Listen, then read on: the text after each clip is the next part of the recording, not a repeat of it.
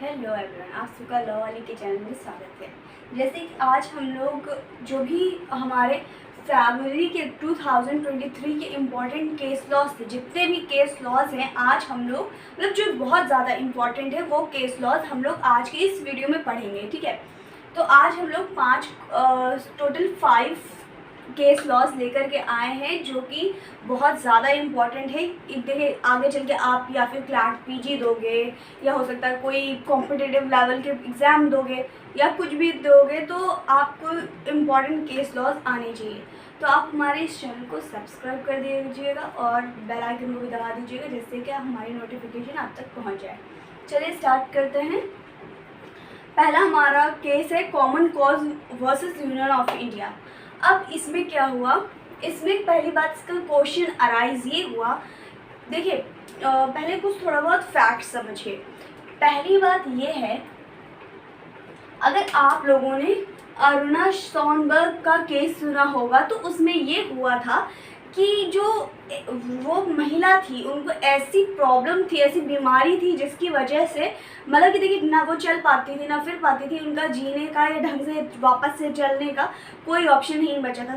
तो इनको मतलब कि पैसिव यूथनेशिया, इनको मतलब कि क्या होता है, इस जो पैसिव यूथनेशिया होती है एक तरीके से सुसाइड जैसे कह सकते हैं, पर वो सुसाइड के अंदर नहीं आती। क्यों नहीं आती है? इसलिए नहीं आती है क्योंकि देखिए, सुसाइड कोई भी आदमी कर सकता है। फॉर एग्जांपल आप लोग देखते होंगे कई एक्टर्स कर लेते हैं, कई बच्चे कर लेते हैं। इस टाइम काफ़ी ज़्यादा कोटा का चल रहा है, जैसे कोटा का बच्चे काफ़ी ज़्यादा प्रेशर में सुसाइड कर लेते हैं। वो चीज़ें पैसिव यूथनेशिया वो चीज़ है, जैसे कि अगर कोई ऐसा पर्सन, ऐसा डिजीज्ड पर्सन एकदम हार चुका है, उसके जीने की कोई उम्मीद नहीं और वो बहुत ज़्यादा परेशान है, तो उसको वो अपने वो मतलब कि पैसिव यूथनेशिया से वो अपने को किल कर सकता है। सिंपल वर्ड्स ये। ठीक, अब क्या हुआ, ये जो हमारा दूसरा केस है, इस केस के अंदर देखिए आर्टिकल 21 हमें राइट टू लाइफ देता है। तो उसी में आया कि जो अगर हमें राइट टू लाइफ है तो यानी हमें राइट होगा, हम अपने मर्जी से मर सकते हैं, ये राइट होगा।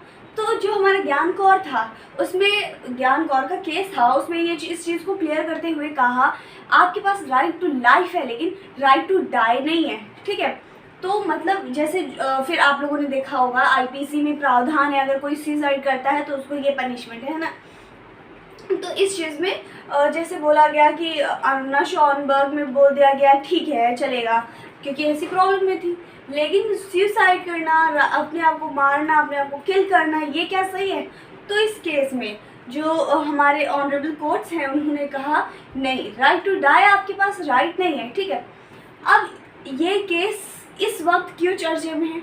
इसलिए ये केस इतना ज़्यादा चर्चित में है क्योंकि इस केस के अंदर कुछ चीज़ें जो ज्ञान कौर में एकदम लिमिटेशंस लगा दी गई थी। थोड़ा सा देखिए, इस टाइम हमारे इंडिया में देखा जाए तो पैसिव यूथनेशिया के बहुत कम केसेस, मतलब बहुत कम, ज़्यादा अभी चीज़ें नहीं हैं, तो उसके खास प्रोविजंस भी नहीं है। इसलिए हमारे कोर्ट्स ने, हमारे ऑनरेबल कोर्ट, उन्होंने कहा, उन्होंने इस चीज़ को सिंप्लीफाई किया है। अगर कोई ऐसा पर्सन है जो नहीं रहना चाह रहा है, एकदम हार चुका है, इसका मतलब ये नहीं कि कोई बच्चा है पढ़ाई से हार चुका है जाके सुसाइड कर ले, नहीं। अगर ऐसा डिजीज्ड पर्सन है, बहुत बीमार है, नहीं जैसे कैंसर के मरीज़ होते हैं या कोई भी ऐसी बहुत पीड़ा वाली बीमारी, तो उसमें जो हमारे जेएम फर्स्ट क्लास हैं, यानी जुडिशियल मजिस्ट्रेट फर्स्ट क्लास है, उनसे परमिशन ले करके अपना इस चीज़ को आगे कर सकते हैं। और साथ में अपने पेरेंट्स, गार्जियन, फैमिली मेम्बर की वो पर्सन जिसे अपना मतलब कि जो ये अपना राइट टू डाई नहीं कहेंगे, लेकिन जो ये काम करना है तो इस परमिशन के साथ कर सकता है। ठीक है, यही हमारे इस केस में common cause versus union of India में हेल्प की गई थी। अब नेक्स्ट केस है हमारा Maharashtra state financial corporation ex employ association और ORS versus state of Maharashtra. अब इसका क्या इशू था? इसका इशू था रिटायरमेंट इशू। तो हम लोग इसका पहले जो फैक्ट था इसको जान लेते हैं। तो इसका फैक्ट ये था कि आप लोगों को इस टाइम इतना तो मालूम होगा कि अगर कोई भी जैसे कि रिटायरमेंट एज कई लोगों की 65 होती है, कई जॉब्स में 62 होती है। इस तरह क्राइटेरिया दिया हुआ है। अगर कोई उससे पहले रिटायरमेंट लेना चाहता है तो उसको मिल जाएगा। पर क्वेश्चन अराइज ये हुआ, जो पर्सन पहले ले रहा है, अपनी ड्यूटी से पहले ले रहा है रिटायरमेंट, और जो बंदा अपना 65 की मेजॉरिटी मतलब कि जो ड्यूटी वाला सर्विस टाइम कंप्लीट करने के बाद करने तक उसके बाद रिटायरमेंट हो रहा है, क्या दोनों के जो पेंशन, जैसे बाद में पेंशन मिलता है ना, क्या वो पेंशन इक्वल होंगी? तो क्वेश्चन ये अराइज हुआ। हमारे ऑनरेबल कोर्ट ने ये हेल्ड किया, देखिए जो पर्सन अपनी पूरी लाइफ लगा करके आप उस सर्विस को कंप्लीट कर रहा है और जो पर्सन बीच में ही छोड़ दे रहा है, रिटायरमेंट ले रहा है, क्या आपको लगता है दोनों की सेम होनी चाहिए? इसमें आप अपना कमेंट ज़रूर करिएगा। अब मैं इस जो कोच ने बोला वो जान लेते हैं। जिसने अपनी फुल लाइफ ली है और जिसने बीच में ही छोड़ दिया है, तो उन दोनों की जो कीमत होगी वो इक्वल नहीं हो सकती है, दोनों के अलग अलग होंगे। मतलब कि जो हमारे ये पूरा ड्यूटी कर चुके हैं उनकी ज़्यादा होगी एज़ कम्पेयर जो पहले ड्यूटी अपनी सर्विस छोड़ चुके हैं। ठीक, अब हमारे नेक्स्ट केस है Ajay alias Ajju and others versus state of Uttar Pradesh. देखिए ये सब बहुत ज़्यादा इंपॉर्टेंट केस लॉज हैं, ऐसा कोई मतलब कि नहीं है कि जो मतलब कि ऐसे ही निकाल दिया।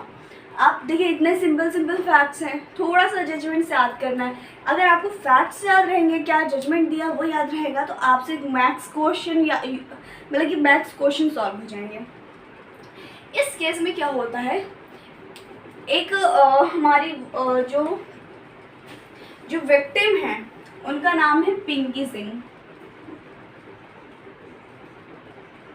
अब पिंकी सिंह क्या होता है, इनके घर में कई लोग, ये अज्जू अलियास जो भी लोग हैं वो लोग इनके घर में आ करके इनके पेरेंट्स को, इनके ब्रदर इन लॉ को, इनके भाई को, सबका मर्डर कर देते हैं।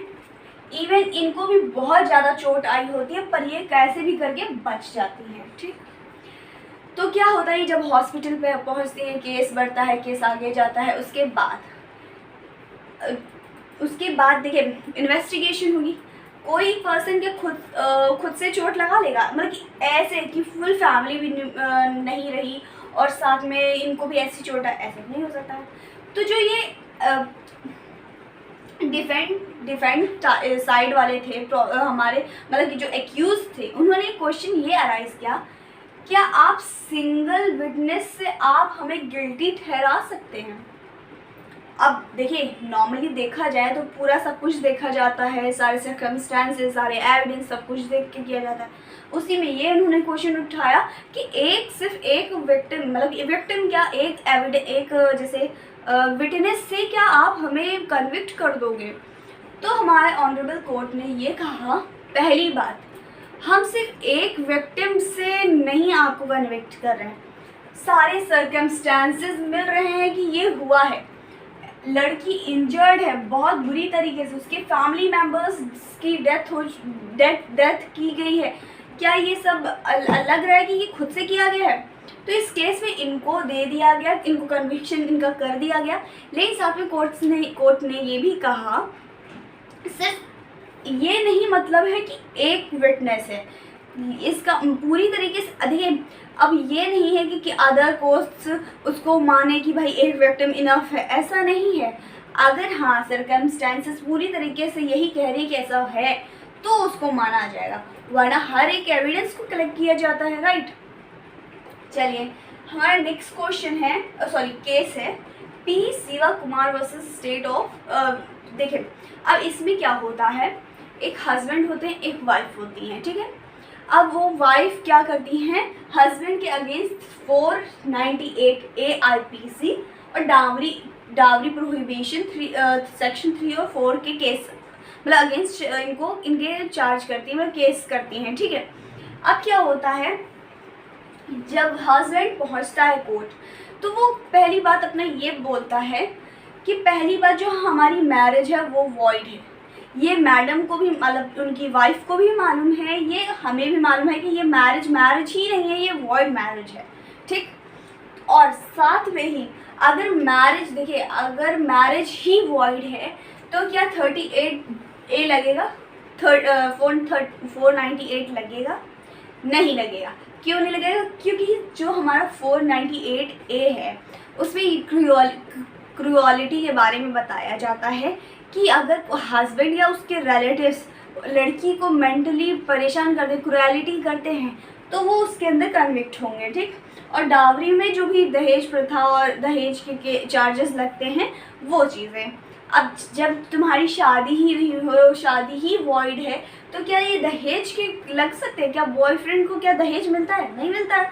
तो इस केस में क्या होता है, जो ये हमारा मतलब ये जो डिफेंडेंट था यानी हस्बैंड था, जो उसने अब इस जो अपनी जो उन्होंने कंटेंशन दिया था कि मैरिज वॉइड है, उसको प्रूव किया और कोर्ट ने इसको डिसअलाउ कर दिया गया। कहा भाई जब मैरिज ही वॉइड नहीं है तो ये चार्जेस बनते ही नहीं है अगेंस्ट इनके, ठीक है, क्योंकि इन्होंने अपना पूरा का पूरा पॉइंट दिया था और साथ में इस चीज़ को प्रूव भी किया था कि जो इनकी शादी हुई है वो वॉइड है, ठीक है।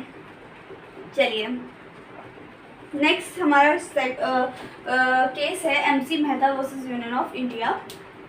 अब इसमें क्या होता है, ये आप लोगों ने बहुत ज़्यादा सुना होगा, या अगर आप लोगों ने नहीं सुना है तो आगे चल के ज़रूर सुन लेंगे। क्यों सुन लेंगे? क्योंकि हमारा एनवायरमेंट लॉ जब पढ़ोगे आप लोग, उसके बाद कई सारे सिर्फ MC मेहता के केसेस पढ़े हैं, आप आराम से पढ़िएगा फिर तो। लेकिन ये देखें, ये इस क्यों चर्चे में है। एक टाइम था 1996 का, ठीक है, गवर्नमेंट ने जो फैक्ट्रीज थी बैन कर दी। अब बैन क्यों किया भाई? देखिए अब इसको एक और नाम से जानते हैं, ताज ट्रैपेजियम केस, ठीक। अब क्या होता है, इसमें देखा जाता है पहले जो हमारा ताजमहल था, आगरा का ताजमहल था, वो बहुत वाइट था, पर वो अब धीरे धीरे पीला होता जा रहा है। पीला क्यों होता जा रहा है? क्योंकि जो फैक्ट्रीज थी, उनका धुआं, उनका पॉल्यूशन सब उसके ऊपर जा रहा था, इसलिए उसका कलर थोड़ा सा येलोइश होने लगा था, जिसके चलते हुए केस पहुंचा और कोर्ट ने इसको बैन कर दिया। वहाँ जितनी भी फैक्ट्रीज थी उन सबको बैन कर दिया, जिससे कि वो पॉल्यूशन वहाँ पे रुक जाए और आगे पॉल्यूशन ना हो, ठीक है। ये हुआ।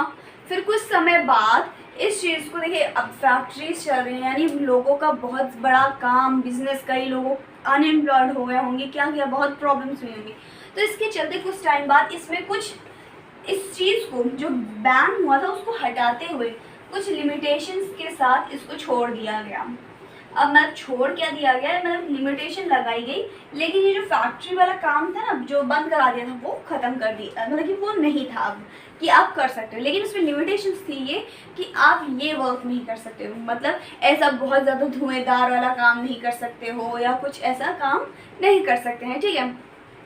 इसके चलते अब देखिए, ये आपको समझ में आ गया होगा कि फैक्ट्री है, ठीक है, तो फैक्ट्रीज को बंद करा दिया गया। कुछ समय बाद उसको हटा दिया गया, जो बैन था फैक्ट्री को बंद करने का उसको हटा दिया गया। हटा तो दिया, लेकिन उसमें कुछ रेस्ट्रिक्शंस लगा दी। नाउ ये चर्चे में इसलिए है, जो फरवरी में ये केस जो आया इसलिए आया है, जो ये लिमिटेशन थी ना उसको भी सिंप्लीफाई कोर्ट ने किया। अब ये सिंप्लीफाई किया है, देखिए जो फ्लाइट्स हैं आगरा की उसको ज़्यादा बढ़ा दिया। क्यों बढ़ा दिया? देखिए काफ़ी टैक्स मिलता है, टूरिज़्म बहुत होता है, काफ़ी टूरिज़्म बहुत हद तक है। अगर आप लोग गए होंगे आपको मालूम होगा, आगरा में आधे इंडियंस कम मिलेंगे, आपको बाहर के ज़्यादा लोग मिलेंगे, तरह तरह के लोग मिलेंगे। सोचिए कितना ज़्यादा टैक्स मिलता होगा, हमारे फ़्लाइट्स में भी मिलता होगा, हमारे टिकट्स में भी मिलता होगा, हमारे जो नॉर्मली आम जनता है जैसे कि रिक्शा वाला हो गया उनको भी पैसा मिलता है, छोटे से लेकर के बड़े तक के फ़ायदा ही फ़ायदा है। इसलिए यहाँ पे और फ्लाइट्स को बढ़ा दिया गया है और इस चीज़ को मतलब कि बहुत और ज़्यादा सिंप्लीफाई कर दिया है। देखिए आज के हमारे ये 5 इम्पॉर्टेंट केस लॉस थे। नेक्स्ट वीडियो में हम लोग नेक्स्ट मार्च के पढ़ेंगे जो भी इम्पॉर्टेंट केस लॉज हैं, और आपको कैसा लगा लाइक शेयर कमेंट कर दीजिएगा, हमारे लॉ वाले चैनल को सब्सक्राइब कर लीजिएगा और अपने कमेंट्स देखिए कौन कौन से, एक हमारा ये महाराष्ट्र वाला केस और दूसरा हमारा पी शिवा कुमार वाला केस, इसमें आपके क्या व्यूज़ हैं हमें डेफिनेटली बताएं। Thank you.